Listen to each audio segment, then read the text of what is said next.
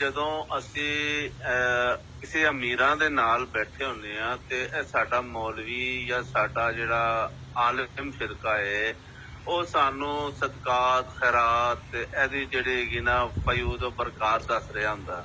ਤੇ ਜਦੋਂ ਮਾੜੇ ਬੰਦੇ ਸਾਡੇ ਵਰਗੇ ਨਾ ਬੈਠਾ ਹੁੰਦਾ ਤੇ ਉਹ ਸਾਨੂੰ ਦੋਜ਼ਖ ਨਾ ਤੇ ਉਹਦਾ ਤੇ ਉਹ ਕਿਆਮਤ ਦੇ ਬਾਅਦ ਤੇ ਫਲਾਣੇ ਦੇ ਬਾਅਦ ਉਹ ਡਰਾਉਂਦਾ ਰਹਿੰਦਾ ਕਿ ਐ ਹੋਏਗਾ ਤੇ ਉਹ। ਮੈਂ ਕਿਹਾ ਯਾਰ ਇੱਕ ਮੈਨੂੰ ਗੱਲ ਦੱਸ, ਤੈਨੂੰ ਕਿੰਨੇ ਆ ਕੇ ਦੱਸਿਆ ਇਹ ਮੁਰਦੇ ਦਾ ਹਾਲ ਤੇ ਕਬਰ ਦਾ ਹਾਲ ਤੇ ਕਿਆਮਤ ਤੋਂ ਬਾਅਦ ਇੰਝ ਹੋਏਗਾ ਤੇ ਤੁਹਾਨੂੰ ਇੰਝ ਕਰ ਦਿੱਤਾ ਜਾਏਗਾ, ਤੁਹਾਨੂੰ ਇੰਝ ਕਰ ਦਿੱਤਾ ਜਾਏਗਾ। ਉਹ ਮੈਂ ਕਿਹਾ ਤੈਨੂੰ ਆ ਕੇ ਕਿੰਨੇ ਦੱਸਿਆ ਯਾਰ?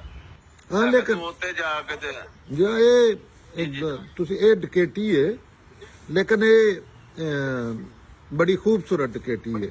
ਇਹਦੇ ਨਾ ਕੋਈ ਪਿਸਤੌਲ ਦੀ ਲੋੜ। ਇਹ ਐਸੀ ਡਕੈਤੀ ਹੈ ਜਿੱਥੇ ਲੋਕ ਪੀਰਾਂ ਅੱਗੇ ਜਾਂ ਮੌਲਵੀਆਂ ਅੱਗੇ ਆਪਣੀ ਸਿਰਫ ਇਹ ਨਹੀਂ ਕਿ ਮਾਲ ਹੀ, ਜਾਨ ਮਾਲ ਇੱਜ਼ਤ ਆਬਰੂ ਉਹਨਾਂ ਦੇ ਕਦਮਾਂ 'ਚ ਨਿਛਾਵਰ ਕਰਦੇ ਨੇ। ਇਹ ਉਹ ਡਕੈਤੀ ਹੈ, ਇਹ ਉਹ ਲੇਕਿਨ ਹੈ 100% ਇਹ ਡਕੈਤੀ ਹੈ। ਡਕੈਤੀ ਵੀ ਐਸੀ ਹੈ ਕਿ ਜਿਹਦੇ 'ਚ ਲੋਕਾਂ ਦੀ ਜਾਨ ਮਾਲ ਇੱਜ਼ਤ ਆਬਰੂ ਦੁਨੀਆ ਔਰ ਆਖਰਤ ਵੀ ਮਹਿਫੂਜ਼ ਨਹੀਂ, ਸਪੈਸ਼ਲੀ ਆਖਰਤ ਵੀ ਮਹਿਫੂਜ਼ ਨਹੀਂ।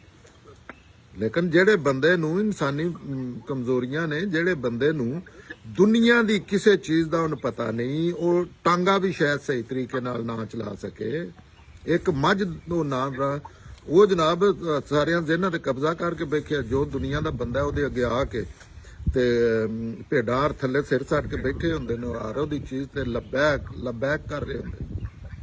ਤੇ ਜ਼ਾਹਿਰ ਇਨਸਾਨ ਜਿਹੜਾ ਉਹ ਅੱਲਾ ਨੇ ਮਨਾ ਕੀਤਾ ਵੇ ਇਸ ਦੁਨੀਆ ਜਿਹੜੀ ਹੈ ਧੋਖਾ ਜੇ, ਫਰਾਡ ਜੇ, ਜ਼ਮਾਇਸ਼ ਦੀ ਜਗ੍ਹਾ ਜੇ, ਇੱਥੇ ਆਖਰਤ ਦੀ ਤਿਆਰੀ ਕਰੋ। ਲੇਕਿਨ ਇੱਥੇ ਜ਼ਾਹਿਰ ਸੈਕੂਲਰ ਮਜ਼ਹਬੀ ਜੋ ਵੀ ਹੈ ਸਾਰਾ ਕੁਝ ਇਹਨਾਂ ਚੀਜ਼ਾਂ 'ਚ ਫਸ ਜਾਂਦਾ।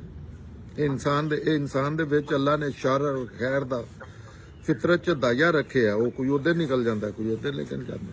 ਲੇਕਿਨ ਇਨਸਾਨ ਨੂੰ ਇਹਨਾਂ ਚੀਜ਼ਾਂ ਦੇ ਖਿਲਾਫ ਬਿਲਕੁਲ ਖੌਫ ਦੀ, ਇਹਦੇ ਵਾਸਤੇ ਸਭ ਤੋਂ ਵੱਡਾ ਹਥਿਆਰ ਜਿਹੜਾ ਖੌਫ ਦੀ ਫਜ਼ਾ ਪੈਦਾ ਕੀਤੀ ਜਾਂਦੀ ਹੈ ਸ਼ਖਸੀਅਤ ਦੇ ਨਾਂ ਤੇ, ਅੱਲਾ ਦੇ ਨਾਂ ਤੇ। ਉਹ ਫਿਰ ਖੌਫ 'ਚ ਆ ਕੇ ਫਿਰ ਬੰਦੇ ਨੂੰ ਕਨਵਿੰਸ ਕੀਤਾ ਜਾਂਦਾ, ਜਿੱਥੇ ਆ ਕੇ ਉਹ ਜਾਨਵਰਾਂ ਦਾ ਪਿਸ਼ਾਬ ਪੀਣੇ ਤੇ ਮਜਬੂਰ ਹੋ ਜਾਂਦਾ।